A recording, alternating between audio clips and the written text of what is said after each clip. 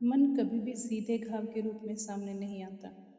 वो व्यवहार बनकर आता है, कभी गुस्से के रूप में, कभी चुप्पी के रूप में, कभी अत्यधिक शक के रूप में, कभी लोगों को दूर धकेलने के रूप में और कभी हर समय प्रेम मांगने के रूप में।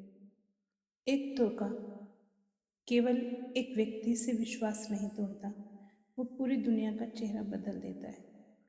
मान लीजिए किसी स्त्री को किसी पुरुष से गहरा धोखा मिला है। उसने पूरे मन से प्रेम किया, भरोसा किया, लेकिन बदले में उसे छल मिला। घटना समाप्त हो जाती है, समय बीत जाता है।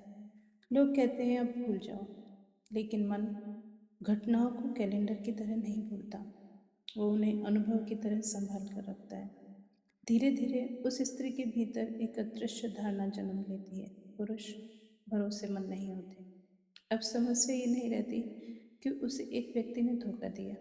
समस्या ये होती है कि उसका मन हर नए पुरुष को पुराने दर्द की आंखों से देखने लगता है। अब यदि कोई सच्चा व्यक्ति भी उसके जीवन में आए, तो भी वह जल्दी विश्वास नहीं कर पाएगी, क्योंकि वह सामने वाले पुरुष से नहीं लड़ रही होती, वह अपने भीतर बैठे पुराने भय से लड़ रही होती है। यही बात पुरुषों के साथ भी होती है। यदि किसी पुरुष को कभी प्रेम में अपमान मिला हो, तो संभव है वह बाहर से कठोर बन जाए। वह कहे मुझे किसी की ज़रूरत नहीं, लेकिन सच में वो प्रेम से नहीं, प्रेम में मिले दर्द से बच रहा होता है। एक कुत्ते का काटना केवल घाव नहीं होता, वो दृष्टि बदल देता है। यदि किसी व्यक्ति को बचपन में कुत्ते ने काट लिया हो, तो संभव है कि वर्षों बाद भी वह कुत्ते को देखकर डर जाए। अब हर कुत्ता उसे खतरनाक लगेगा, भले ही सामने वाला कुत्ता शांत हो। क्यों? क्योंकि मन ने एक घटना को पूरी जाति का सत्य बना दिया। रिश्तों में भी यही होता है। एक व्यक्ति धोखा देता है और मन कह देता है सभी ऐसे होते हैं। एक व्यक्ति छोड़कर चला जाता है और मन कह देता है कोई साथ नहीं निभाता। एक व्यक्ति अपमानित करता है और मन कह देता है अब किसी पर भरोसा मत करो। यहीं से धारणाएं जन्म लेती हैं और मनुष्य धीरे धीरे वास्तविकता से नहीं, अपनी धारणाओं से जीने लगता है। हम अक्सर लोगों से नहीं, उनके बारे में बनी अपनी कहानियों से मिलते हैं। जब एक स्त्री और एक पुरुष मिलते हैं, तो केवल दो लोग नहीं मिलते, उनके साथ उनके बीते हुए अनुभव भी आते हैं। उनके डर, असुरक्षाएं, अपमान, टूटे भरोसे, अधूरे प्रेम सब साथ आते हैं। कोई बाहर से मुस्कुरा रहा होता है, लेकिन भीतर डर रहा होता है कि फिर से चोट न लग जाए। कोई बहुत अधिक नियंत्रित करता है, क्योंकि उसने कभी किसी को खोया था। कोई बार बार आश्वासन मांगता है, क्योंकि उसे कभी बिना वजह छोड़ दिया गया था। और दुख की बात यह है कि अधिकतर लोग ये समझ ही नहीं पाते कि वे वर्तमान में जी नहीं रहे, वे अपने अतीत की छाया में जी रहे हैं। बहुत कम लोग स्वयं से सोचते हैं।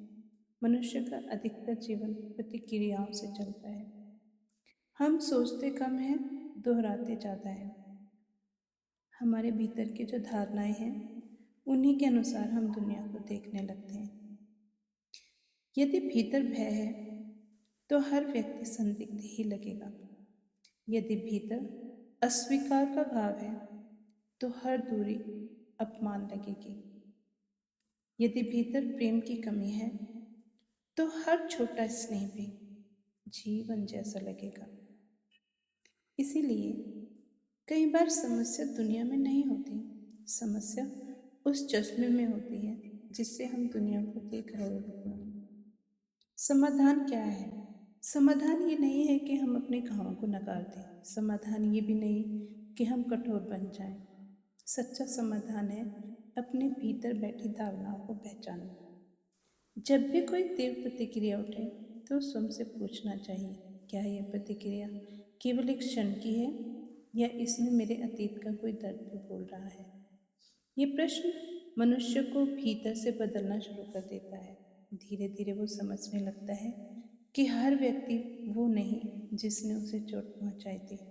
हर रिश्ता पिछले रिश्ते की पुनरावृत्ति नहीं है और हर नया रिश्ता हर नया इंसान पुराने अपराधों का दोषी नहीं है। हीलिंग का पहला कदम प्रेम नहीं, समझ है। मन को सबसे पहले समझ की आवश्यकता होती है।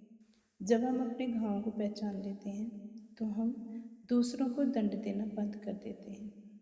फिर हम लोगों को वैसे देखना शुरू कर देते हैं जैसे वे हैं, वैसे नहीं जैसे हमारा डर उनको दिखाता है। और शायद यही परिपक्वता है, अतीत को स्वीकार करना पर उसे वर्तमान का मालिक न बनने देना। हर मनुष्य अपने भीतर कुछ अदृश्य घाव लेकर चलता है। कुछ लोग उन्हें छिपा लेते हैं और कुछ लोग उन्हें गुस्से में बदल देते हैं और कुछ लोग उन्हें अपनी पहचान बना लेते हैं। लेकिन जीवन का सौंदर्य इस बात में है कि मनुष्य अपने घावों से बड़ा हो सकता है। जो व्यक्ति ये समझ लेता है कि मेरी हर धारणा अंतिम सत्य नहीं है, वे धीरे धीरे मुक्त होने लगता है। क्योंकि दुनिया वैसी नहीं होती जैसी हमारे साथ कभी हुई थी। दुनिया हर दिन नई होती है, लेकिन उसे नया देखने के लिए मन का पुराना धुंध हटाना पड़ता है।